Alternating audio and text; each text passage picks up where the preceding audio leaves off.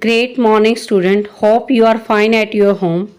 Now, today we are going to start the chapter that's force and laws of motion. This chapter we have started in the last video, and we had discussed about the force and what are the laws of motions of it. As we know very well, force and laws of motion. Force we have discussed in lower classes that it is a type of pull or push that try to change the state of an object. So force, it is a force that enables us to do the work. Force, it is a type of pull or push that try to do the work or try to change anything. To do anything, either we pull or push the object. Therefore, pull or push is called as force. For example, to pull open the door, either we push the door or pull it. It draws the pulls to open or push the door. So we have to close it. Now there are two type of forces. And what are the effect of the forces? Force can make a stationary body in motion. For example, a football can set to move by kicking or by applying a force. Force can stop a moving object. For example, by applying brake or running cycle or a running vehicle can be stopped over there. Force can change the direction of an object that is going to be done.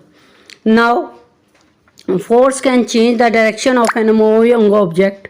For example, applying force, the moving handle, the direction of a running bicycle can be changed. Similarly, there are different types of these forces: balanced force and unbalanced force. Balanced force is applied on the when the equal amount of the force is applied over there. Balanced force आपकी वो force होती है जब आपके magnitude दोनों ही opposite direction में same हो. So if the resultant of applied forces is equal to the zero, then it is called as balanced force. If tug of the war, if the both teams apply similar magnitude of forces in opposite direction, rope does not move in the either side. This happens because of the balanced force in which the resultant of the applied forces becomes zero. Balanced forces do not cause any change of the state of an object. Balanced forces are equal to the magnitude and opposite in the direction. Now, unbalanced force. If the resultant of the applied force is greater than the zero, then the forces are called as unbalanced forces. An object in the is called at rest to move because of applying balanced forces. Unbalanced forces can do the following: move a stationary object, increase the speed of a moving object, or decrease the speed of the object, or stop the moving object. Now, what are the laws of motion? Galileo Galilei, first of the all, said that object move with a constant speed when no force acts on them. This means that if an object is moving on a frictionless path, no other force is acting on it, the object would be moving forever. That is that there is no unbalanced force working on the object. इसलिए हम ये कह सकते हैं कि जो कोई force है वो एक्ट नहीं करती. But practically it is not possible any object because it has to attend the some one path. Now Newton's law of motion. Newton studied the idea of Galileo and gave the three laws of motion. These three laws of motion are called as Newton's laws of motion. Newton's first law of motion is any object remain in state of the rest or motion along a straight line until it compelled to change its state. Second law of motion, the rate of change of the momentum is directly proportional to force applied in the particular direction. Third law states that equal and opposite reaction for every action.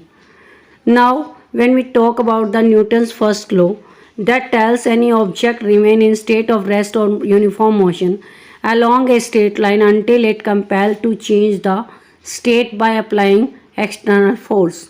Now, if any object is state at the rest, then it will remain in the rest until an external force is applied to change its state.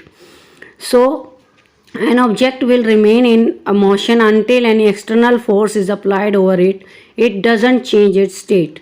Now, what are the application of the Newton's first law?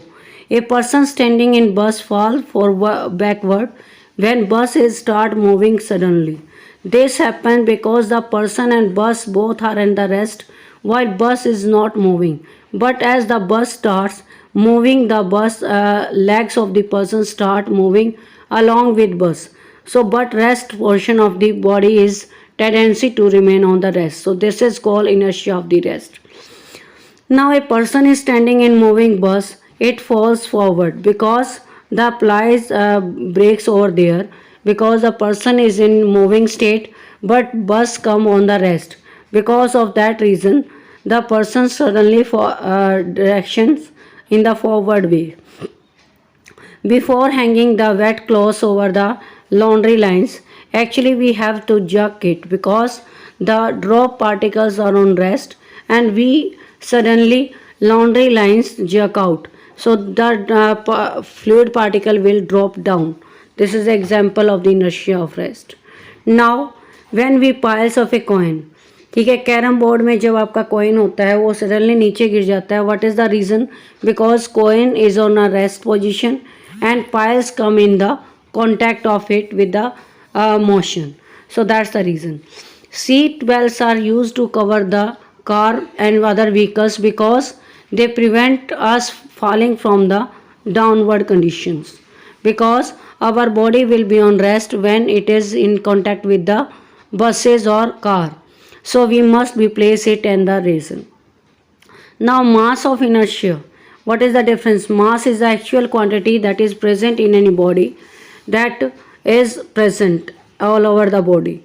But inertia, it is a state of motion that try to not to resist to get the disturb in any state. Inertia of an object is measured by its mass. Inertia is directly proportional to the mass. This mass inertia increases when increases in the mass, decrease with the decrease in mass. So a heavy object will have more inertia in this one. Now in this lecture we have covered laws of motion, first law of motion, and what are the other things about it, what are the different type of forces, what are their effects. All these things we have studied in this lecture. We also studied types of inertia, what are the effects of inertia. Hope you will study it and you will learn it. Thank you and have a nice day.